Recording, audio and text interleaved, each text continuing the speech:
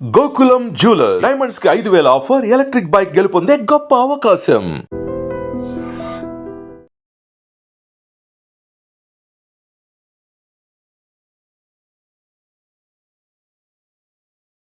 నమస్తే, welcome to iDream social spotlight with కవిత.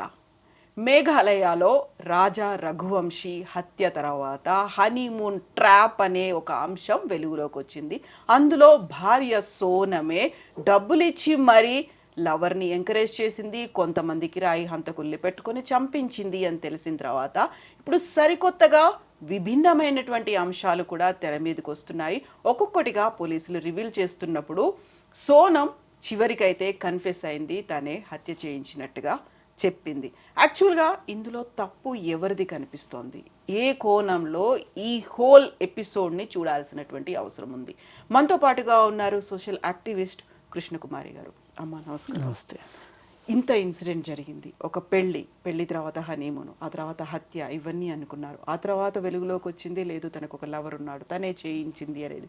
మొన్నటిదాకా తను యాక్సెప్ట్ చేయలేదు, ఇంకెవరో దొంగతనం చేయడానికి వచ్చారు. ఏవో బోల్డ్ అన్ని కథలు వచ్చాయి. మధ్యప్రదేశ్ నుంచి మేఘాలయ నుంచి ఉత్తరప్రదేశ్, తర్వాత ఒక్కొక్కటిగా బయటకు వస్తున్నాయి. మొత్తంగా చూస్తే అసలు బీజం అనేది ఎక్కడుందనిపిస్తుందమ్మా మీకు? ఆ కుటుంబంలోనే ఉందనిపిస్తుంది. ఇప్పుడు ఆమెకి ఒక లవర్ ఉన్నాడనేది బయటకు వచ్చింది. ఈ లవర్ ఉన్న విషయం ఇంట్లో వాళ్ళకి చెప్పుండదా ఈ అమ్మాయి? చెప్తే అతను మన కులం కాదనో, మన అంతస్తు కాదనో, మన దగ్గర పనిచేసేవాడనో, మన సరితూగేవాడు కాదు అని ఆ అమ్మాయి నోరు మూయించి ఆ అమ్మాయికి పెళ్లి చేశారు. అలా కాకుండా ఆ అమ్మాయిని కన్విన్స్ చేసి పూర్తిగా ఆ అమ్మాయి పెళ్లి చేసుకోవడానికి సిద్ధమైంది అనుకున్నప్పుడే ఈ పెళ్లి చేసుంటే బాగుండుండేది. ఇప్పుడు కొంత టైం ఇవ్వాలండి రెండో వాళ్ళకి కూడా, ఆలోచించుకుంటారు. ఈలోపు ఎక్కడ వెళ్ళిపోయి పెళ్లి చేసేసుకుంటుందో అనే ఒక భయంలో వీళ్ళు పెళ్లి చేసేస్తే అన్నీ సర్దుబాటు అయిపోతాయి అనుకుని పెళ్లి చేశారు. అది కరెక్ట్ కాదు. ఆ అమ్మాయి మనసులో ఇంకొకరు ఉన్నారు అన్నప్పుడు అతనికి ఇచ్చి మీరు పెళ్ళి చేయదలుచుకోనప్పుడు, తమకంటే ఆ అమ్మాయి కంటే 5,000 చిన్నవాడు, నాకు ఎందుకో ఇది నమ్మబుద్ధి కావట్లా ఈ స్టోరీ. ఇంకెవరో ఉన్నారు లవరు, ఇంకెవరి కోసమో ఈ అమ్మాయి ఇతన్ని అడ్డం పెట్టుకొని ఈ సఫారీ గ్యాంగ్ ఇదంతా పెట్టి చేసింది అనిపిస్తుంది. ఈ అమ్మాయి అయినా అంత తెలివి తక్కువదా? తనకంటే 5 సంవత్సరాలు చిన్న, వాళ్ళ ఫ్యాక్టరీలో పనిచేసే ఒక 4th క్లాస్ ఎంప్లాయీని పెళ్ళి ఎందుకు చేసుకుందాం అనుకుంటుంది? ఇంకెవరో ఉన్నారు.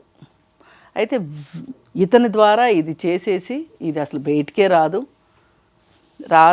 రానప్పుడు అతను లేడు అనేది ఎస్టాబ్లిష్ అయిన తర్వాత ఇంక ఇంట్లో వాళ్ళు అయ్యో ఒక పెళ్లి చేస్తే వాడు పోయాడు, ఎటు పోయాడు అని అప్పుడు ఈ అమ్మాయికి ఇష్టమైన వాడికి ఇచ్చి పెళ్లి చేస్తారని ఈ అమ్మాయి స్కామ్ థింక్ చేసింది. ఒక ప్లాన్. ఇది సినిమా స్క్రిప్ట్ కాదు, వెబ్ సిరీస్ స్క్రిప్ట్ అంతకంటే కాదు. ఇది జీవితం స్క్రిప్ట్ కాదు. ఎప్పుడైనా గుర్తుపెట్టుకోవాలి. చాలామంది దేవుడి స్క్రిప్ట్ అంటారు, నేను దాని జోలికి వెళ్ళను. కానీ మనం రాసుకునే స్క్రిప్ట్ మట్టుకు జీవితం కాదు. మనం అనుకున్నట్లు ఏదీ జరగదు అని నేను నెగిటివ్గా మాట్లాడుతున్నానని కాదు. ఇప్పుడు ఇది ఇలానే జరుగుతుంది అనుకుంటానికి 3 MC² ఉంది కదా, అదే అలా కాదు. ఇప్పుడు మనం ఒక ప్లాన్ చేసుకుంటాం, ఎవ్రీడే ప్లాన్ చేసుకుంటాం, షెడ్యూల్స్ పెట్టుకుంటాం. ప్రతిరోజు షెడ్యూల్ ప్రకారమే జరుగుతుందా చెప్పండి? జరగదు. సడన్గా ఇంట్లో ఎవరికో పెద్దవాళ్ళకి బాగోకపోవచ్చు, పిల్లలకు బాగోకపోవచ్చు, ఆగిపోమా? అలాగే మనం ఒక ప్లాన్ వేసుకుంటే ఆ ప్లాన్ ప్రకారం సజావుగా జరిగిపోద్ది అనుకోవటానికి, పోనీ అది ఏమన్నా ఒక మంచి విషయం అయితే గుడ్ విషెస్కి ఎప్పుడు కూడా ప్రకృతి కూడా సహకరిస్తుంది అంటారు. ఈవిల్ విషెస్కి ప్రకృతి సహకరించదు. ఇది అర్థం చేసుకోవాలి ఎవరైనా. ఒకవేళ సహకరించినట్టు కనిపించినా తాత్కాలికమే. ఉమ్. ప్రకృతి కూడా సహకరించదు, సమాజం హర్షించదు. ముందు అన్నిటికీ మించి ఏదో ఒక రోజు నువ్వు చేసిన దానికి నువ్వే రీథింకింగ్లో పిచ్చిదాని అయిపోతావు. ఇంత దారుణం చేసేది. అబ్బాయి ఏం చేశాడు అసలు? నీ జీవితంలో అతనికి ఎన్ని రోజుల పాత్ర? ఇంత తక్కువ పీరియడ్కి ఇంత పెద్ద పనిష్మెంట్ కావాలి అతనికి. అందుకోసం అసలు ఆ ఇంట్లో జరిగిన స్టోరీలన్నీ ఆ ఇంట్లో వాళ్ళు బయట పెడితే కానీ దీనికి స్టోరీ మొత్తం బయటికి రాదు. లేదు అనుకుంటే మొత్తం సోనమన్న పోసగుచ్చినట్టు స్టోరీ చెప్తే కానీ. ఇప్పటికైతే నేనే చేశాను అనేది చెప్పింది. మొదట్లో అయితే అది కూడా లేదు. ఇంట్లో వాళ్ళు కూడా మా అమ్మాయి అమాయకురాలు, అసలు అబ్బా నోట్లో ఏలు పెడితే కొరకదు అన్నట్టు చెప్పారు. వాళ్ళ తమ్ముడైతే మా సిస్టర్ భయాందోళనలో ఉంది అని చెప్పాడు. ఇంత ఘాతుకం చేశాక భయాందోళనలోగా ఎలా ఉంటుంది? ఆనంద తాండవం చేస్తుందా? ఏం ఘనకార్యం చేశానని? ఈ అమ్మాయి మనస్తత్వం ఏదైతే ఉందో ఇది ఒక్క రోజులో వచ్చింది కాదు. ఈ అమ్మాయికి మొదటి నుంచి తను అనుకున్న మాట సాగించుకుని మొండి పెంకి ఉన్న అమ్మాయి అయి ఉండాలి ఖచ్చితంగా. లేకపోతే ఇలా చేయరండి. ఇంత కోల్డ్ బ్లడెడ్గా ప్రీ వెడ్డింగ్ షూస్లో కూడా నువ్వు చక్కగా డాన్స్లు వేస్తేవి, పెళ్ళి చేసుకున్నావు, పెళ్ళైపోయింది, హనీమూన్కి తీసుకెళ్ళావు, అంతా ఎక్కువ ఈ అమ్మాయి పాత్ర కనిపిస్తుంది. మీరు గమనిస్తే చూడండి, ఫ్లైట్ టికెట్లు బుక్ చేసింది, ఓన్లీ వెళ్ళటానికే బుక్ చేసింది. అంటే ఎంత డిసైడ్ అయిందో చూడండి. వెళ్ళింది, అక్కడికి వెళ్దాం, ఇక్కడికి వెళ్దాం, ఈ గుడికి వెళ్దాం, ఆ గుడికి వెళ్దాం, ఆఖరికి కామాఖ్య టెంపుల్ దగ్గరికి వెళ్ళి పూజలు చేసిన తర్వాత మన ఇద్దరం ఒకటవుదామని చెప్పింది. వాటన్నిటికీ గౌరవం ఇచ్చాడు కదా ఆ రఘువంశీ. రఘువంశీ గౌరవం ఇచ్చాడా? ఈ అమ్మాయి ఇంత స్ట్రాంగ్గా డిసైడ్ అయిన తర్వాత, అదేదో సినిమాలో ఒక భార్య అంటది భర్తతోటి, నువ్వు ఎక్కువ తక్కువ నా జోలికి వచ్చావంటే రేపు పొద్దున్నే ఇచ్చే కాఫీలు ఎలుకల మందు కలుపుతానంటది. అట్లా ఒక ఇంట్లో ఇద్దరు ఒక చోట కలిసి ఉండేటప్పుడు ఇద్దరికీ అవకాశం ఉంటుంది రెండో వాళ్ళని ఏమన్నా చేయటానికి. అది పెద్ద విషయం కాదు. అసలు ఆ అమ్మాయి అలా డిసైడ్ అవ్వడమే తప్పు. అదే ప్రమాదకరం. ఆ మనస్తత్వమే ప్రమాదకరం. ఇది ఒకరోజు వచ్చిన మనస్తత్వం అయితే కాదు. ఆ అమ్మాయి మొదటి నుంచి కూడా తన ఆనందాన్ని వెతుక్కునే విషయంలో ఎవరు అడ్డొచ్చినా సరే తొక్కుకుంటా, తోసుకుంటా, తన్నుకుంటా వెళ్ళిపోతూ తనకేం కావాలో అది చూసుకునే రకం. లేకపోతే ఇట్లా చేయరండి. ఏముంది, సరే ఎఫ్ఐఆర్ ఉంది, అతనితో పెళ్ళి అవ్వదని అర్థమైంది, ఈ పెళ్లి చేసేసుకుని ఇతనితో సరిగా ఉండే ఆడవాళ్ళు చాలామంది ఉన్నారు. ఎవరికి అసలు ఏ ఫ్లాష్ బ్యాక్ స్టోరీ లేకుండా మనుషులు ఉంటారా? పెళ్ళికి ముందు 1 అబార్షన్లు అయ్యి, అంటే కావాలని చేయించుకుని ఆ పెళ్ళి అవ్వదు అని అర్థమైన తర్వాత పెళ్ళిళ్ళు చేసుకున్న వాళ్ళని నేను చాలామందిని చూశాను. అంటే ఎప్పుడో ఓసారి వాళ్ళ కన్ఫెషన్ స్టోరీస్లో చెప్తారు, అది కాకపోతే మాట వరుసకైనా చెప్తారు. అలా అంటే నేను అడ్జస్ట్ అవ్వమని నేను చెప్పట్లే, జీవితం ఇది. ఇంకొక వ్యక్తి నా జీవితంలోకి వచ్చారు, నేను ఈ జీవితానికి న్యాయం చేయాలా అక్కర్లేదా అనే ఒక ఇంగిత జ్ఞానం పనిచేస్తున్నట్లయితే ఆ అమ్మాయికి ఇలా చేసి ఉండేదిగా. ఇప్పుడు తనకు ఉన్నటువంటి అభిప్రాయాలు, తను పెట్టినటువంటి కండిషన్స్ను రాజా రఘువంశీ అయితే యాక్సెప్ట్ చేస్తూనే వచ్చాడు. అదే సమయంలో కనుక ఈమెకు ఒకవేళ బ్యాక్గ్రౌండ్ ఉంది, ఒక లవర్ ఉన్నాడు, ఒక ప్రేమ లవ్ స్టోరీ ఉంది అనుకుంటే అబ్బాయికి చెప్పుంటే క్లియర్ అయిపోయేది కదా. ఇన్ని కండిషన్స్ పెట్టినప్పుడు యాక్సెప్ట్ చేశాడు, అదే పర్సన్కి ఆ దిశగా అలా పాజిటివ్గా ఆలోచించలేకపోయిందే. లేదు, ఈ అమ్మాయి ఇలానే వర్కౌట్ అవుతుంది అనుకుంది, ఇలాగే చెయ్యాలి అని డిసైడ్ అయింది. కొన్ని డైలాగులు ఉంటాయి కదా, నేను డిసైడ్ అయితే అంతే, నన్ను డిసైడ్ అయ్యేదాకా మీరు చేయకండి, నేను డిసైడ్ అయితే మటుకు ఇంకంతే. ఆ టైప్లో ఉంది ఈ అమ్మాయి మనస్తత్వం అండి. పరిణామాలు ఏం జరగబోతున్నాయని ఊహించకుండా, ఆలోచించకుండా, వాళ్ళకి కావాల్సిన దాని గురించే ఆలోచించి దానికోసమే ప్లాన్లు వేసే వాళ్ళ మనస్తత్వం ఇలాగే ఉంటుంది. నేను అనొద్దు కానీ ఇప్పుడు ఈ జనరేషన్లో అస్సలు దూరం ఆలోచించట్లేదు. బాగున్న వాళ్ళు ఎంత బాగుంటున్నారో, జీవితాలను ఎంత బాగా ప్లాన్ చేసుకుంటున్నారో, మంచిగా చదువుకోవటము, మంచిగా ఉద్యోగం తెచ్చుకొచ్చుకోవటము, మనకి సామర్థ్యం లేదులే అనుకుంటే పెద్దవాళ్ళు కుదిర్చిన పెళ్లి చేసుకోవటము, లేకపోతే ఇష్టపడిన వాళ్ళని పెళ్లి చేసుకోవడము. ఇవాళ అసలు కొంతమంది సక్సెస్ఫుల్ పిల్లలు ఎంత అసలు సంబంధం లేకుండా, దేశాలతో సంబంధం లేకుండా పెళ్ళిళ్ళు చేసుకుంటున్నారు, రాష్ట్రాలకు సంబంధం లేకుండా, కెరియర్లు ఒకదాంతో ఒకటి సంబంధం లేకుండా పెళ్ళిళ్ళు చేసుకుంటున్నారు. ఎంత బాగా జీవితాలను ప్లాన్ చేసుకుంటున్నారు. కానీ కొంతమంది ఎంత దారుణంగా జీవితాలను చేసుకోవాలో అంత మన చేతుల్లో ఉంటుందండి, అవునన్నా కాదన్నా. ఒకవేళ కొంచెం మధ్యలో ఇటు అటు అయినా కానీ చేతులకు తెచ్చుకోగలిగి మన సమస్యను మనం పరిష్కారం చేసుకోగలిగేంత సమస్యలను మాత్రమే సృష్టించుకోవడం ఒక art. Life is art. Art లేని వాళ్ళే ఇలా ఏడుస్తారు. ఒక పెళ్ళికి ముందు ఒక ప్రేమ కథ ఉండటం పెద్ద తప్ప, నేరమా అది? ఒక లవ్ స్టోరీ ఉండటం నేరమా? ఉంది, కాలం కలిసి రాలేదు, మనం ఇంట్లో వాళ్ళని ఒప్పించలేకపోయాము, ఇంట్లో వాళ్ళ కోసం పెళ్లి చేసుకున్నాము, ఈ పెళ్ళికి న్యాయం చేద్దాం అనుకోవచ్చు కదా. అంటే ఏ సమస్య వచ్చినా సరే, ఏ పరిస్థితి ఎదురైనా సరే దానిని ఎదుర్కోవాలి అనే మనస్తత్వం ఉన్నవాళ్ళు ఇలా చెయ్యరు. ఒక లైఫ్ కాదు, 2 కుటుంబాలు కూడా స్పాయిల్ అయిపోయాయి ఇక్కడ మీరు పొరపాటు పడుతున్నారు. 2 కుటుంబాలు కాదు, ఆ 4 కుటుంబాలు.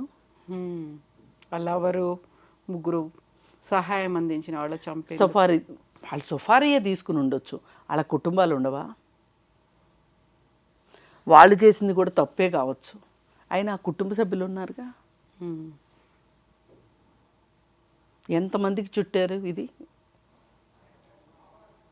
అది కూడా వాళ్ళు హత్యకు ఒప్పుకోకపోతూ ఉంటే డబ్బులు పెంచింది, వాళ్ళని కూడా ఫోర్స్ చేసింది అనేటువంటి మాటలు. ఇప్పటిదాకా 50,000 అన్నారు. నేనైతే నమ్మలే. 50,000 కోసం ఎవడు చేస్తాడు? ఇవాళ 50,000 కోసం ఏళ్ళు తీయమంటే కూడా తీయని వాళ్ళు ఉన్నారు. బట్ ఇంకొక కొత్త పేరు వచ్చింది, జితేంద్ర రఘువంశీ అని. 20 లక్షల వరకు అయింది అని, ఆయన దగ్గర నుంచి ట్రాన్సాక్షన్స్ అయ్యాయి అనే మాట కూడా. అన్నీ వస్తాయండి. ఇవాళ ఏది మన జీవితం మనది కాదు. మన ఇంట్లో మనమున్నా మనల్ని గమనించే వాళ్ళు ఇంకొకళ్ళు ఉన్నారు. టెక్నాలజీ అది, మనుషులు కాకపోవచ్చు. టెక్నాలజీ చేతిలో మనం అందరం బందీలమే. అన్నీ తెలిసిపోతాయి. మనం ఏ షాప్కి వెళ్ళాము, ఇవాళ రూపాయలతో పని తగ్గింది, అంతా డిజిటల్. ఫోను మొత్తం జాతకం బయటకు వచ్చేస్తుంది 5 నిమిషాల్లో. ఇప్పుడు మీ ఫోన్ డేటా నేను కనుక్కోలేకపోవచ్చు, కానీ ఒక పోలీస్ కనుక్కోగలరుగా, తెలుస్తుంది కదా. ఇప్పుడు మీరు లాక్ వేయచ్చు, మీ ఇంట్లో వాళ్ళు చూడలేకపోవచ్చు, కానీ ఏదైనా ఒక తేడా వస్తే పోలీస్ చూడగలరుగా. అది ఇప్పుడు మనం ఉన్నా మనం లేకపోయినా మన పేరు ఒక గౌరవప్రదంగా మన ముందో మన తర్వాతో ఒక గౌరవం ఉండాలి అనుకుంటే ఇలాంటి దుర్మార్గాలు, దారుణాలు చేయాల్సిన అవసరం లేదు. అలాంటి మెచ్యూరిటీ ఉంటే ఇలాంటి సంఘటనలు జరగవు. కానీ పెద్ద పెద్దవి ఆలోచించక్కర్లేదు. కానీ మనం ఒక చీమను చంపడానికి కూడా ఆలోచించే మనస్తత్వం ఉందనుకోండి, మనకి ఒక ప్రాణాన్ని తీయగలుగుతామా? ఆలోచిస్తామా లేదా? మొన్న నా ఫ్రెండు ఫేస్బుక్లో ఒక చిన్న స్టోరీ పెట్టింది. కొబ్బరి చెట్టుకి వేరు పురుగులు వస్తాయి. వేరు పురుగులు వస్తే ఆ వేరు పురుగులను చంపే ప్రాసెస్లో దానిలో ఇంకేదో జీవి దొరికింది ఆ చెట్లో. దాన్ని కూడా చంపేయమని చెప్తే అది అంత హానికరం కాదు, ముద్దుగా ఉంది, బుజ్జిగా ఉంది, నేను రోడ్డు బయట వదిలేసి వస్తాను అన్నాడంట ఆ కుర్రాడు. ఆ కుర్రాడు చదువుకున్న కుర్రాడు కూడా కాదు, జస్ట్ ITI పాస్ అయ్యాడు. ఈ ఈ చెట్లకు మందులు కొట్టేది ఏదో నేర్చుకున్నాడు, ఎక్స్ట్రా స్కిల్. ఎంత ఆలోచించాడు చెప్పండి. అంటే ఇప్పుడు అతనికి ఓ పెద్ద ఉద్యోగం, ఓ పెద్ద జీ జీవితం ఉందనుకోండి, ఈ చిన్న పని కోసం అయితే రాడు కదా. ఈ చిన్న పనికి వచ్చేవాడికి కూడా ఎంత పెద్ద మనసు ఉంది, ఆలోచన ఉంది. ఒక జీవిని అనవసరంగా చంపొద్దు. ఇప్పుడు ఈ వేరుపురుగు ఈ చెట్టుని ఇబ్బంది పెడుతుంది కాబట్టి వేరుపురుగుని చంపాం. ఇబ్బంది లేని ఒక జీవిని చంపాల్సిన అవసరం ఏంటి, దొరికింది కదా అని. ఒక చిన్న ఎలుక పిల్ల అంటే ఇప్పుడు గుర్తొచ్చింది నాకు, చూస్తే ముద్దుగా ఉంది, ఎక్కడో రోడ్ బయట వదిలేసి వచ్చాడు. ఇంతే. ఈ మనస్తత్వం ఉంటే ఒక మనిషిని చెబుతారా చెప్పండి. అక్కడ ఈమెకే కాదు, ఆ నలుగురికి లేదా మనస్తత్వం. ఆ నలుగురికి ఏం కావాలి, ఆ డబ్బు కావాలి విలాసాల కోసం. ఈవిడికి ఏం కావాలి, ఈమె కోరుకున్న జీవితం కోసం ఈడు చచ్చిపోయినా పర్వాలేదు అనుకుంది, చంపాలనుకుంది. ఇది అందుకని పిల్లల్ని పెంచే విషయంలో వాళ్ళు పెద్ద పెద్ద శాస్త్రవేత్తలు అవ్వక్కర్లేదు, అమెజాన్లోనో లేకపోతే ఇంకెక్కడో గూగుల్లోనో ఉద్యోగాలు చేయక్కర్లేదు. కనీసం మనుషులుగా పెంచండి తల్లిదండ్రులు. అది చేస్తే వాళ్ళు కనీసం పక్క మనిషికి అపకారం చేయకుండా ఉంటారు. ఇది ఇలాంటి స్టోరీలు మనకి ఇది నేర్పిస్తాయి. చూసి నేర్చుకున్నామా, విని వదిలేసామా, అంతే. ఒక్క ప్రాణాన్ని తీసే హక్కు మట్టుకు ఎవ్వరికీ లేదు. అది ఎంతో ఖర్చుతో జరిగింది ఈ పెళ్ళి, ఆడంబరంగా బాజా భజంత్రీలతోటి. ఎన్ని పట్టుబట్టలు కొన్నారు, ఎన్ని నగలు చేయించారు, ఎంతమందికి భోజనాలు పెట్టారు, ఎన్ని ప్రీ వెడ్డింగ్ షూట్స్ చేశారు. నాకు తెలిసి ఆ పెళ్లి జరిగిన విధానానికి ఒక 5 లక్షలు కెమెరా వాళ్ళకే ఇచ్చుంటారు. పెళ్లి ఫోటోలు ఎంత ఆడంబరంగా చేసి ఉంటారు. ఇవాళ అమ్మాయి చేతి గోరింటాకు కూడా పోలేదు కదా పూర్తిగా. ఎలా ఒక నేరం చేయాలనిపించింది. ఒక మనిషి చచ్చిపోతే దాన్ని ఎలా జీర్ణించుకుందాం అనిపించింది. రోడ్డు మీద ఏదైనా యాక్సిడెంట్ అయితేనే మనకు చూస్తే మనకి పదే గుర్తొస్తుంది కదా. నాకు ఈ రోజుకి ఓ చిన్న పాప చనిపోయింది. పంజగుట్ట వెళ్ళే దారిలో కారులో వెళ్తోంది. ఆ టీజీఐలో మైనర్ మందు తాగి కారు నడిపితే ఒక కుటుంబం నాశనం అయిపోయింది. వాళ్ళు ఎవరో నాకు తెలియదు. ఆ రోడ్లోకి వెళ్తుంటే చాలు నాకు ఆ పాప గుర్తొస్తుంది. Rash driving. ఆ చిన్న పాప ఎంత ముద్దుగా ఉంది. ఆ పాప చనిపోయింది. ఆ పాప బాబాయ్ చనిపోయాడు. ఆ పాప తాత చనిపోయాడు. అంటే నేను ఇవన్నీ ఎందుకు చెప్తున్నానంటే, ఒక ప్రాణానికి చాలా విలువ ఉంది. అది ఆ చిన్న విషయం ఆ అమ్మాయికి అర్థమయ్యి ఉంటే ఎంత పెద్ద నిర్ణయం తీసుకునేది కాదు. ఇలాంటి విపరీత మనస్తత్వం ఉండేది కాదు. విపరీత మనస్తత్వం లేకుండా విపరీత పోకడలు రావు. ఇంకెవ్వరైనా సరే మీకు లవ్ స్టోరీలు ఉంటే నెగ్గించుకోగలిగితే నెగ్గించుకోండి. లేదు అనుకుంటే, తల్లిదండ్రులు కావాలే మీకు అనుకుంటే గనక, తల్లిదండ్రులు చెప్పిన మాట వినదలుచుకుంటే పెళ్ళిళ్ళు చేసుకునే పెళ్ళిళ్ళలో అడ్జస్ట్ అయిపోండి. ఇవాళ 1, 2 బ్రేకప్పులు లేని అమ్మాయిలు లేరు, 1, 2 బ్రేకప్పులు లేని అబ్బాయిలు లేరు. ఇది ఈరోజు వాస్తవం. కాబట్టి అదేదో పెద్ద భూమి బద్దలైపోయే విషయాలు కాదు. చక్కగా లేదంటారా? మీ ప్రేమ కోసమే మీరు ఉండాలి అనుకుంటారా? మీరు ఎదిరించి బతకండి. ఏం పెద్ద కష్టం కాదు. నీకు 25 ఏళ్ళు వచ్చినాయి, ఆ మాత్రం బతకలేవా? ఎందుకు బతకలేను అనుకున్నావు నువ్వు?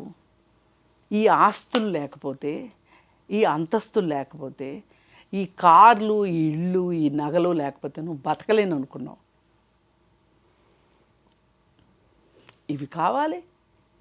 ఇష్టమైన వాడు కావాలంటే రాదు. ఇక్కడే జరిగింది పొరపాటంతా, ఇక్కడే జరిగింది.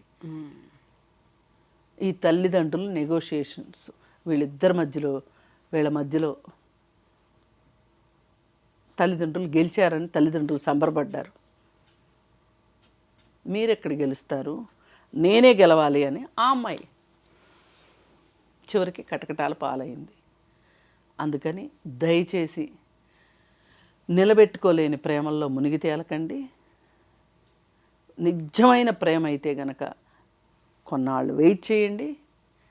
వెయిట్ చేసి వాడికి డబ్బులున్నా డబ్బులు లేకపోయినా, అంతస్తున్నా అంతస్తు లేకపోయినా వాడితో కలిసి బతకడానికి సిద్ధపడండి. అంతేగాని పెళ్లి పేరుతో మీ జీవితాల్లోకి వచ్చిన వాళ్ళని, ఇది ఆడవాళ్ళు చేసిన నేరమే, మగవాళ్ళు చేసిన నేరమే. ఎస్ అమ్మా, thank you so much. Thank you.